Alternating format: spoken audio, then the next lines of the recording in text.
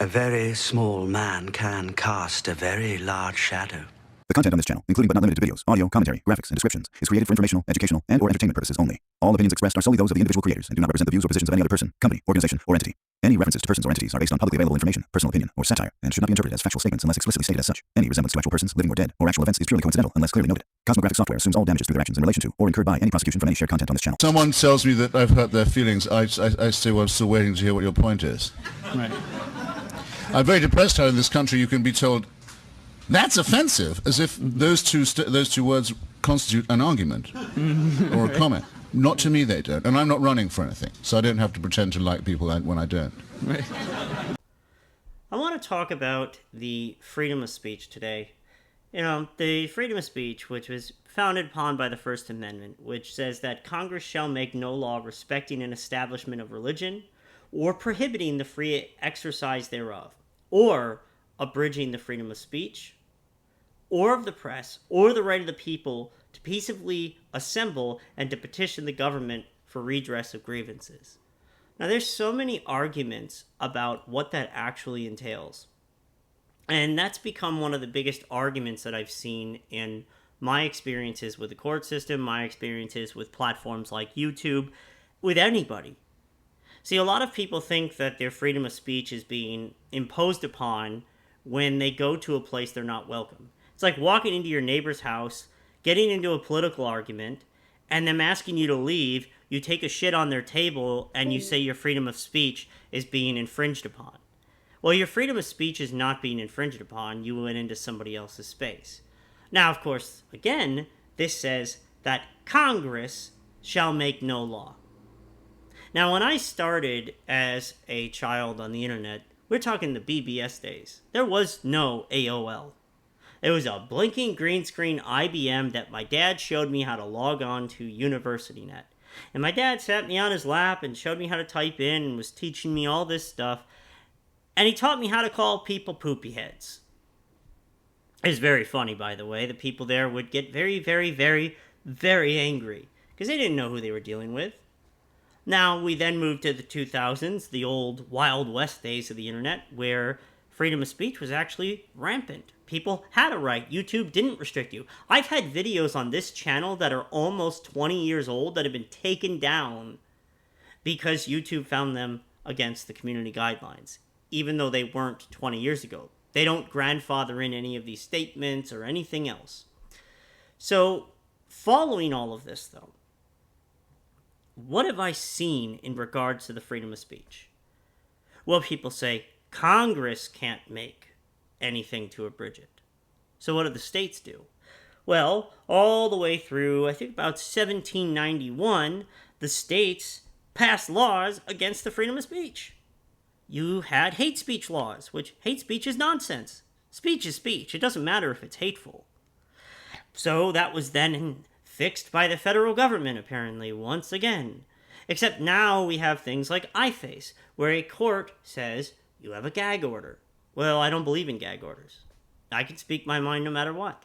Congress shall make no law abridging the freedom of speech. Well, it's not free speech because what you're saying is directly harmful or offensive. And I've noticed this going on and on and on. And it's not just in the court system. It's in the internet system in which we're all living. I'm watching more and more people censor themselves because they're afraid that they're not going to fit in with other people. Who gives a shit? Speak your fucking mind and think for your fucking self. That guy's an asshole. Call him a fucking asshole. You want to say a racial slur? Say a fucking racial slur. Now, is that a good idea? Probably not. In the real world, I've seen it happen where people get their fucking ass beat. But you could do it. The government can't put you in jail for saying those things. So, looking at where I'm standing, my freedom of speech is being heavily restricted, and I'm watching other people's freedom of speech be heavily restricted along that cosmographic line, because they decide to speak out about the way that I've been treated by them and the court system because they had money to pay to play the game. But the problem is, their entire defense boils down to, well, that's offensive. Now, saying something is offensive, I really don't care. And I never have cared. If you come to me and your argument is, oh, yeah, you're being rational or logical or you're explaining a point, but you said a word I don't like and I'm deeply offended, and what's the issue? Well, the problem today is we use this term called defamation as well. If I say something negative, let's say if I say Cosmographic software are criminals, that is my view, that is my interpretation of that. They say that I am making defamatory and false statements. Well, from my perspective, they committed crimes. They actually did commit crimes. They had me commit Social Security fraud. They had me embezzle funds, move funds, you name it. And all of that's actually in a court record, but they're not going to face charges for it because the focus is on me. Now, defamation really just boils down to injuries by a third party saying things that could damage the reputation of a person or organization or company. But here's the thing, that's such a morally gray area that from everything I say, if it causes damages, well, those are my opinions, and those are protected under the freedom of speech.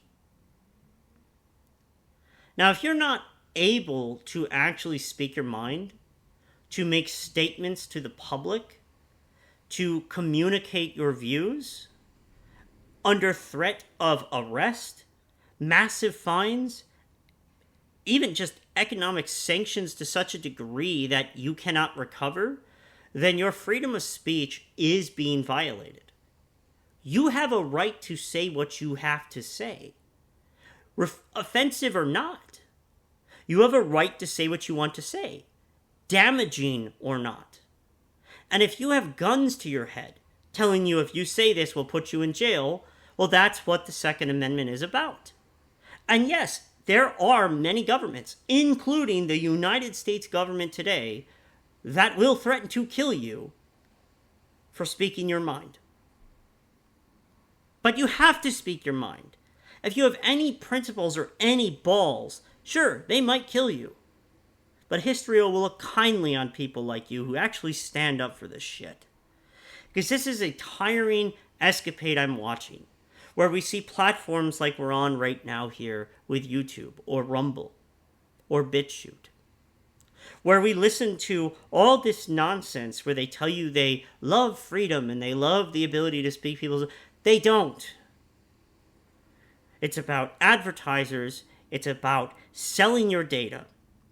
And it's about control. It's about the government taking your rights away, restricting piece by piece what you're allowed to do and what you're allowed to say to control you, to keep them in power.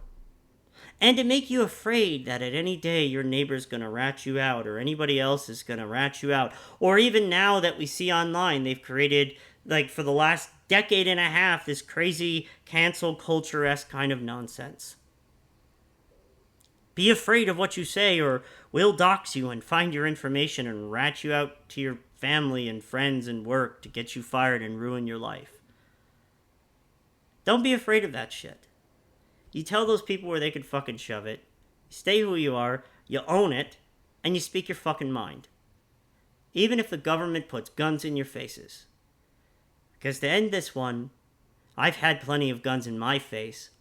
Especially in the last year, I have been held at gunpoint over 6 times. And I still stood up, and I still fought. And there is nothing more important in this world than the freedom of speech. Because without that freedom of speech, we're going to lose everything. Also, fuck Cosmographic software. Power resides where men believe it resides.